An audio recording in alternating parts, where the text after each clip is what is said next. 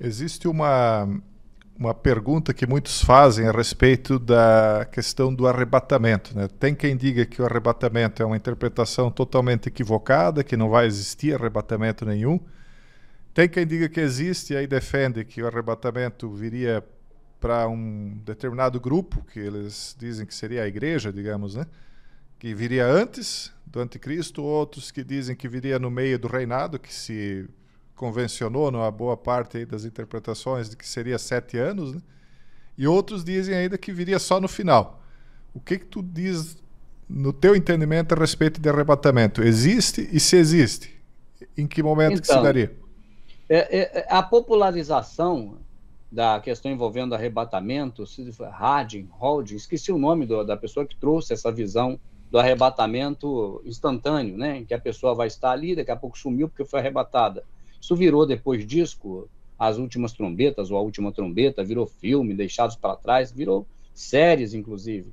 Mas eu, particularmente, na escritura, eu, lendo a escritura, eu não encontro desta forma, entende? Então, eu, na verdade, não creio que vai haver arrebatamento, nem da igreja, nem sem igreja, nem de ninguém. Porque essa crença ela vai longe, as pessoas acabam acreditando que é um grupo religioso, que é essa igreja que vai ser arrebatada. Além de crer que vai haver arrebatamento, ainda acredita que é um grupo religioso selado para esse arrebatamento. Eu, particularmente, na minha convicção pessoal, eu não acredito que vai haver arrebatamento. Como também não acredito no inferno de fogo. Tu acredita que as pessoas todas vão passar por uma tribulação e tu não acredita no inferno? O que tu acredita?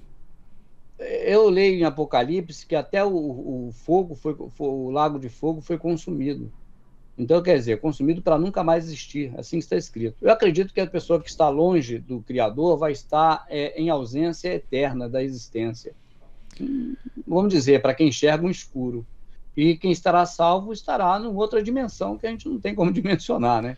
Mas não que vai estar sofrendo lá com chamas de fogo queimando as pessoas, sabe? Para sempre. E quando diz também em Apocalipse que o dragão, o falso profeta e o anticristo seriam jogados no lago de fogo, tu diz que é então um lago que é temporário e depois vai ser Então, consumido? depois o lago está escrito que o lago some depois.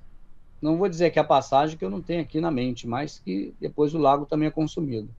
E é mais uma figura de linguagem, né? Lançar no fogo é o que tem matéria, o que tem carne para queimar. Na minha visão, é mais uma figura de linguagem, Entende? essa questão do inferno. Outra coisa, se o pessoal teu quiser fazer perguntas e você achar por bem, como o diretor da programação, por mim não tem problema não, viu? Eu vou disponibilizar para eles fazerem então, Rubens, já que tu se dispõe. Ao final de quando eu Tá? terminar algumas perguntas aqui, eu abro para o pessoal fazer as perguntas. E não importa o teor da pergunta? Não, pode perguntar. Tá. Até 5 horas da tarde eu estou livre. Ah, beleza então. E outra coisa, como é que tu enxerga o papel das escrituras hoje? Porque a gente vê hoje, diferente do que no passado, todo mundo interpreta as escrituras, né? Todo mundo tem acesso, mas ao mesmo tempo a gente vê cada vez menos pessoas acreditando, né? Porque no passado poucas pessoas tinham acesso e parece que, pelo que a gente conhece, porque a gente não esteve lá para vivenciar isso aí, então a gente tem que acreditar nos livros de história, né? Mas dizia-se que no passado tinha mais fé, eu até acredito que tinha, porque as pessoas erguiam comunidades em torno disso, tem eventos históricos, né, que são palpáveis, né? O que tu acha que está acontecendo, Rubens, que aparentemente, embora as pessoas tenham mais acesso à informação e às escrituras, né, não a informação só científica, mas as escrituras, e parece que a fé diminui hoje? Acaso quando eu voltar encontrarei fé na terra? Foi o que o Messias falou, né? E felizes são aqueles que não viram e acreditaram, porque fez muitos sinais e maravilhas entre os que ali estavam e eles não creram. E também em outras passagens diz que a pessoa creu, mas não confessava com medo de ser expulso da religião. Então você vê que essa questão envolvendo fé é algo muito difícil até de você trazer para uma realidade física, porque ela não é física. Ela não parte da questão envolvendo a dimensão que a gente vive. Ela está num lugar muito bem reservado da mente da pessoa. Então, o que eu observo é que o cidadão comum em geral, a sociedade humana, ela tem sido moldada não por fatores internos, mas externos, através dos meios de comunicações, principalmente da escola, da religião e tudo mais. E mesmo sendo da religião, para mim a pessoa tem se tornado mais fria, por conta da apostasia, mais seca, sabe? E por que eu digo isso em termos de religião? Porque você vê hoje um culto, o que você vê no culto é uma pura apostasia, coisas que você nunca viu. O pessoal lá, a Ruth, a Esther, as mulheres de Deus da época, a Lídia, junto com Paulo, você nunca viu o pessoal fazendo. E virou-se como se fosse algo para Deus hoje em dia. E quando você vê as pregações não são, na verdade, de salvação, como João Batista, e como se falava naquela época passada, e até mesmo na nossa igreja, na igreja brasileira aí dos anos 40, anos 50, anos 60, anos 70, os anos 80 foi um diferencial nisso, porque surgiram as comunidades, e as comunidades criaram muitas disserções. Na época que surgia a primeira comunidade, que dizia, você pode ser da Assembleia, pode ser da Batista, que nós vamos louvar o Senhor, vamos lá fazer um louvorzão com a gente. E ficava ali aquele louvorzão todo, daqui a pouco cada um daquele louvorzão virou igreja. E aí a cada um com a sua doutrina, a sua visão da coisa. Eu creio que é por isso que está assim hoje. Mas a fé verdadeira, a fé mesmo, a fé na vida eterna, né, que essa é a esperança, essa é a fé, a vida eterna, eu penso que vai cada vez mais sumir. Ela vai ser, sabe o quê?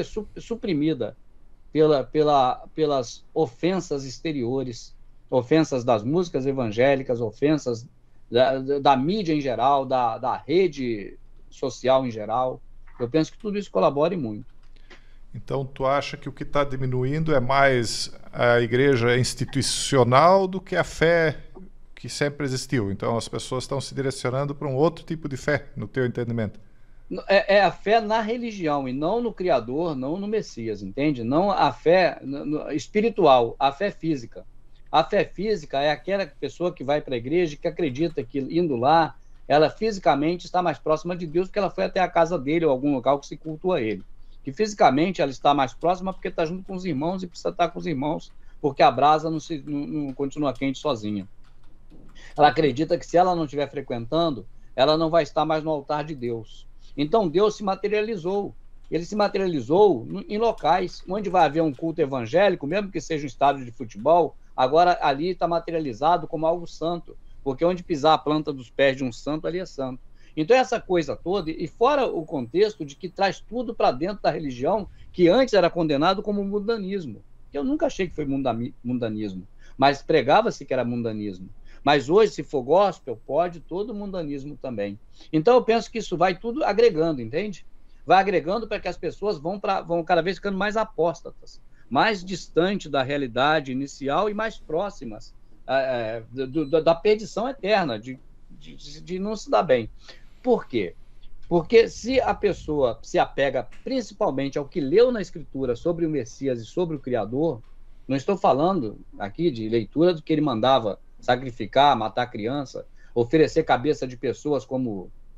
oferecer não, aceitar no caso, né? Tu vê que o Jefté matou a filha como oferenda ao Senhor.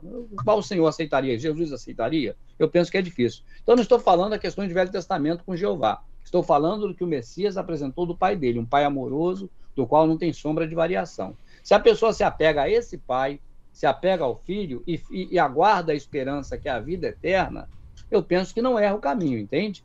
Essa é a fé genuína. O que é a fé? A certeza do que espera, não se vê, Hebreus, esqueci a termologia agora, aqui que eu estou aqui conversando com você, né? Mas a fé é aquilo que está ali em Hebreus, aquela é a fé, não é verdade? E a esperança é a esperança da vida eterna. Porque o Paulo falou, se eu espero somente nas coisas humanas, eu sou o mais infeliz dos homens. Então a esperança deve ser genuína, deve ser para a vida eterna. E a fé é nessa fé. A fé que o Messias morreu não foi para dar carro, casa, condição melhor, aqui, ali ou nada. Ele morreu para dar a vida eterna. Essa é a fé e essa foi a função. Porque senão não precisava morrer, né? Ele continuava no mundo curando todo mundo aí, dando vista cego e vivendo. Essa é a visão que o Rubens tem a respeito, entendeu? Entendi. Olá pessoal, sejam bem-vindos a mais um vídeo aqui no meu canal no Substack. Hoje eu quero trazer para vocês 3 informações e vou comentar uma delas pormenorizadamente porque ela tem me incomodado. Mas antes eu quero agradecer vocês que têm enviado esses vídeos aqui para outras pessoas, aqueles que recebem por e-mail, têm mandado e-mails para outras pessoas e muitos de vocês também têm compartilhado no Telegram e no WhatsApp. Eu agradeço, isso tem ajudado mesmo que um pouquinho, mas tem ajudado o canal a continuar crescendo. Pessoal, hoje o Trump está envolvido em 3 polêmicas diferentes que tendem a movimentar a semana. A primeira delas é que o senador Graham disse que o Trump está para anunciar o maior envio de armas já feito para a Ucrânia. Diz que ele não está mais com paciência nenhuma para o Putin. Se isso acontecer, então estará conflagrada a guerra direta entre Estados Unidos e Rússia, né? Então não teria mais volta nesse mandato. Trump